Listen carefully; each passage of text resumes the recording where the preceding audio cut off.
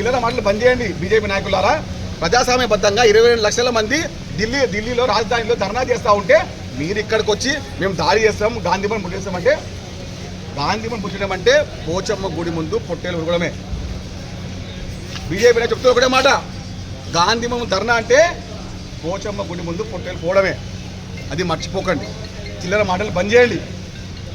మా యొక్క పక్షం ఏంది, ప్రతిపక్ష నాయకులు నీట్ సంబంధించిన పరీక్షలో చాలామంది కుటుంబాలు రోడ్డున పడ్డాయి, ఇబ్బందులు పడ్డాయి, చనిపోతూ ఉన్నారంటే దానికి మేము అడగొద్దా, ప్రశ్నించొద్దా, ధర్నాలు చేయొద్దా, హక్కును కాపాడొద్దా? దుర్మార్గంగా మాట్లాడుతూ ఉన్నారు. వర్గాలు తిని ధర్నా వేసి అంటున్నారు. 22 రోజులు మీ కళ్ళు ఏం పెట్టుకున్నారు? గాడిద పాలు దొంబిర్రా? దుర్మార్గంగా మాట్లాడకండి. ప్రతిపక్షంలో ఉన్నాం చెప్పి మేమే కాదు, ప్రజాస్వామ్య పక్షం మాది. ప్రజాస్వామ్య హితమే కాంగ్రెస్ పార్టీ. కొట్లాడుతూనే ఉంటాం, పోరాడుతూనే ఉంటాం, యువజన పక్షంలో ఉంటూనే ఉంటాం. కూటాలు దాకాని బీజేపీ అంటే బ్రిటిష్ జనతా పార్టీ అని మళ్ళీ నిరూపించుకున్నారు. కాంగ్రెస్ పార్టీ గాంధేయ పార్టీ, గాంధేయ వాదమిక పార్టీ. ఎన్ని కూటాలు వచ్చినా, ఎన్ని కర్రలు మాపై ఎదిగినా యువత పక్షానే మేము పోరాడుతూ ఉంటాం. ధన్యవాదాలు. వాళ్ళ ఆ పార్టీ ఆఫీసులలో కరపత్రాలు ఉంటాయా, కర్రలు ఉంటాయా? కరపత్రాలు పెట్టుకుంటారా ఆఫీసులలో, కర్రలు పెట్టుకుంటారా? అంటే ఇంత దుర్మార్గంగా వీరు ఏమనుకుంటారు అంటే నేను ఏం చేసినా చెల్లుతుంది, నేను ఏం మాట్లాడినా చెల్లుతుంది.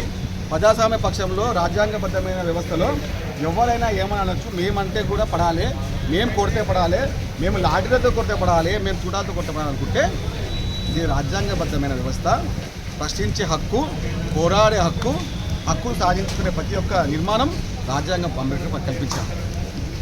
ధర్నా చేయొచ్చు, కానీ మేము రాళ్లతో కొడతాము, మేము కత్తులతో దాడి చేస్తామంటే మీకు మీలాంటి చెత్త నాయకత్వానికి ప్రజల బుద్ధి చెప్తారు. ఒక మీడియా ప్రతినిధి దారుణంగా దాడి చేసి, నాకు తెలిసిన రీసెంట్ వాళ్ళ బాబు పుట్టారంట. ఏమైనా అయిపోతే ఎవరు? తీవ్రంగా గాయపడిన వ్యక్తికి ఏమైనా అయిపోతే ఎవరు కారణము? అలాంటి దుర్మార్గంగా బీజేపీ అధ్యక్షుడు దాడి చేయమని చెప్తున్నాడు. రామచంద్రరావు గారు మిమ్మల్ని గుర్తుగా పడ్డారు ఎవరు? అయినా కానీ మీరు దాడి చేయండి. మీలాంటి అసమర్థ నాయకత్వానికి దీని తప్ప ఇంకేమొస్తుందో చెప్పండి. కాబట్టి బీజేపీ పార్టీ, బీజేపీ నాయకత్వం ఇంకా చిల్లరగా ప్రవర్తిస్తూనే ఉంటుంది. కాబట్టి ప్రజాస్వామ్యబద్ధంగా పోరాడుతూనే ఉంటాం. జర్నలిస్ట్ కుటుంబానికి కాంగ్రెస్ పార్టీ అండగా ఉంటుంది. ముఖ్యమంత్రి రేవంత్ రెడ్డి గారు అండగా ఉంటారు. మా అధ్యక్షుడు మహేష్ కుమార్ అండగా ఉంటారు.